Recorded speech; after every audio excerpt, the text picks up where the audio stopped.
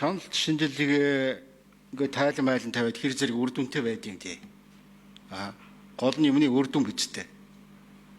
Тэгээд энэ улсын хурлын хуулийнх нь биелэлт юм хом нь бол энэгээр их тааруул гарсан л байна. 30-40%-тай.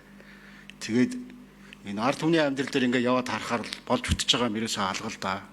Тэр ядууралтай гээл 30%-тай л байсан. 10 жил хэвээрэл байж л байна. Гэх мэтлэнгийн юмнууд байна. Тэгээд их орон тоо бүтэц юм юмд байнга өөрчлөгдөх юм аа. Хяналт дүн шинжилгээний яам гэж байлоо. Нэг сайттай нэг юм байсан санагдах юм.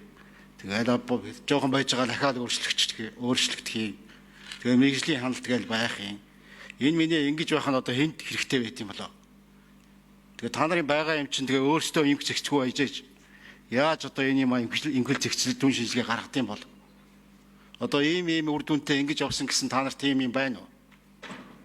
Одоо бид нар ингэж хянаа шалгаад одоо тэрний тайлангийн дагуу ингэж бид нар сайжрууллаа. Жилээс жилд ийм байна гэсэн. Одоо цааш тийм болно гэсэн. Ийм төлөвсөн барьсан юм байгаа юм уу? Тэрийг бас нэг сонсчмоор ах юм. За нөгөө талаар одоо бид нар ингэ яриа сууж байна. Гэтэл хууль зүйн яамны сайд одоо байгаа мó байхгүй мó? Монгол улсын төсөв ярьж идэг. Тэгээ хууль зүйн сайттай ч юм уу, дотоод хэргийн сайттай ч юм уу, үгүй ч юм уу. Энэ минийг оцоо хизээ өнгөлөх юм бэ. Тэгээ хууль зүйн байнгын хороо ингээ хараа суугаад байж болохгүй хаа. Одоо энэ асуудлыг энэ 7 хоногт нь шийдсэн дээр байх. Байгаа бол, байхгүй бол. Засгийн газар одоо энэ дээр ямар байд юм бэ? Бид нар энэ хий хоосон юм ингээ яриа суугаад идэг. Ажил хариуцсан хүн байна уу, байхгүй юу? Тийм юм байхгүй бол бид нар одоо мянга энэ дээр одоо үр дүнгүй юм ингээ хий хоосон юм ярьж байгаа ямар шаардлагатай. Хин юугаа биелүүлдэг юм яадгүй юм. Ингээ тэрийг нэг тодорхой олгомоор байна шүү дээ. Тэгээ нэг баахан сандал суудлын шигрүүд хийсэн хүмүүс л тал тийшээ гүгээд ах юм. Тэгээ нарт өмнө бодож байгаа тэр тангар мангараа биелүүлж байгаа ийм төрийн албаа агч ийм улсын их хурлын гишүүд энэ цөөрөд байгаа юм шүү. Тэгээ энэ дотор нэг тэгэл болж байгаа үтж байгаа юм шиг нөгөө нэг тэмээ харуул өөрийнхөө толгой эзэн дотор хичээл би нуугдцсан гэж бодоод идэх шиг иймэрхүү маягтай энэ улс орны ажлыг явуулж болохгүй гэж үзэж байна. Тэгээ хаана хариуцлагатай баймаар байна. Жохон ажил хэрэгч баймаар байна. Засгийн газар одоо өчигдрөөс шөнөөс хойш одоо хэвийн засгийн газар боллоо гэж ойлгоод байгаа. Тэгээ хууль зүйн сайт чаацсан юм бэ. Тэрийг хийжээ тавих юм бэ. Тэр гэмт хэрэгтэйгээ хийжээ тэмцэх юм бэ. Та нар гэмт хэрэгтэйгээ тэмцэхгүйгээс л ийм юм болж шít. За, шадар сайд микрофон өгье, учрал сайдын микрофоныг. Тэгээ засгийн газар болоод үйл ажиллагаагаа хэвээ явуулж байгаа.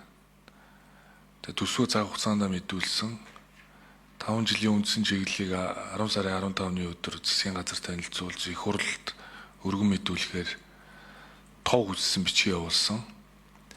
За төсөв бас хуулийн хугацаанд явж байна. Тэгээд төсөв дээр ажлын хэсэг байгуулагдаад ажиллаж байна гэж бид нар ойлгож байгаа. Засгийн газрын зүгээс бол төсвийн ажлын хэсэгт манай одоо сангийн яам, эдийн засгийн хөгжлийн яам, мэргэжил арга зүйн одоо тусалцаагаа үзүүлээд хамтраад ингэж ажиллаж байгаа. За ер нь бол энэ тогтолцооны хувьд бол эргэж харахгүй бол болохоо болсон. Өмнө нь бол тэр хяналтын яам гэж байгаагүй. Хяналтын нэг үндэсний хороо гэдэг энэ агентлаг дор нь ажиллаж ирсэн.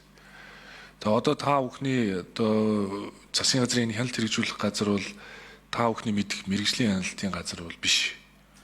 Энэ нөгөө засгийн газрын хяналт хэрэгжүүлэх хуультай нэгсэндээ хуучин бол дотоод хяналттай хариуцчихл гэсэн үг. Дотоод хяналттай. Нөгөө мэргэжлийн хяналтын чиг үүргүүд бол салбарын яамдууд руу тухайн үе шилжсэн бил. Одоо хуультай. Яам болгон дээр салбарын хяналтын газар ажилладаг. Байцаагч эрэхтэй. Энэ хяналт хэрэгжүүлэх газарт байцаагч ирэх байхгүй. За тэр байцаагч нар гээд нэг яам болгон дээр байгаа нөхдүүд бол хуучин мэргэжлийн хяналт дээр салбараа ажиллаж исэн хүмүүс зарим яам дээр нэг 3 хүн, зарим яам дээр нэг 10 хүн гинт одоо яам дээр нь очиод бид нэр ирлээ гэдээ очиж суудсан. Тэгээд тэрийг сайд нь ч одоо хариуцдаг үг нь үл мэдэгдэх. Тэгээд хяналт хэрэгжүүлэх газар тэднийг удирдах чадахгүй байцаагч эрэхтэй нэг юм хүмүүс байх. Уг нь хяналт шалгалт давхардлыг арилгая гэдэг зорилгоор энэ хийгдсэн ажил. Гэтэл одоо энэ ажил бол бүр хяналт бүр их хүн сурталтай боллоо гэдгийг нөө бизнесийн байгууллагууд хэлээд байгаа. Яг тэр энийг яамнаас шалгалт ирлээ гэдэг нэг нөхөр ирэх юм аа. Тэ? Энэ нийслэлээс дахиад нэг ирэх юм аа. Энийг агентлагаас бас нэг юм ирэх юм аа. Энэ олон шалгалтаа болооч л. Тэгэхээр ер нь бид нар энэ хяналт хэрэгжүүлэх асуудлыг нийгмөр зэгцлээд дахиад нэг хууль дүрмэндээ өөрчлөлт оруулах шаардлагатай гэдээ бас ажиллаж байна. Одоо эдний чиг үүргийг ч гэсэн ойлгомжтой болохгүй болвол хяналт бол багтаагүй л дээ.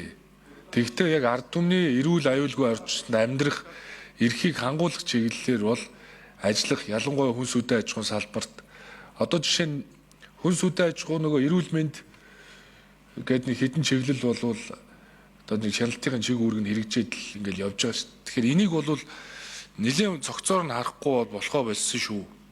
Тэгээ энийг бас гишүүд маань их олон талаас нь харж энэ өргөдлийн байнгаараа байгуулагдсан байлээ. Тэгээ энэ дээр бас ялангуяа энэ хөдөлмөрийн аюулгүй байдал чиглэлээр хүнсний аюулгүй байдал чиглэлээр их анхаарахгүй бол ер нь жоохон эзэнгүүд шинжрүүл орлоодоо л гэж ингэж дүгнэх ёстой. Тэгээд хууль зүйн дотоод хэргийн сайдыг томилуулах саналаа ерөнхий сайд үндсэн хуулийн талаар заагдсан одоо бүрэн эрхийнхаа дагуу танилцуулгаар өргөн мэдүүлсэн. Тэгээд сүүлдээ ч одоо тэгээд юу ч болов.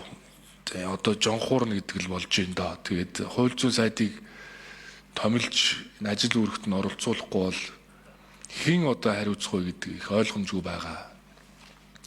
Тэгээ ерөнхий сайдын нөгөө танилцуулга бичиг хүрэгдсэн байгаа. Тэгээд чуулган танилцуулвал хууль зүйн дотоод хэргийн сайд ажилдаа орох бах. Түүний дараа хууль зүйн байнгын ороо бас шинэ одоо хууль зүйн сайдтай бас тэ одоо энэ хууль тогтоомжийн хэрэгжилтийн асуудлаар илүү цаг гаргаж ажиллах шаардлага бол үүснэ. Тийм учраас хуулийнхаа хугацаанд бол засгийн газар ажиллаа явуулж байгаа гэдгийг хэлье.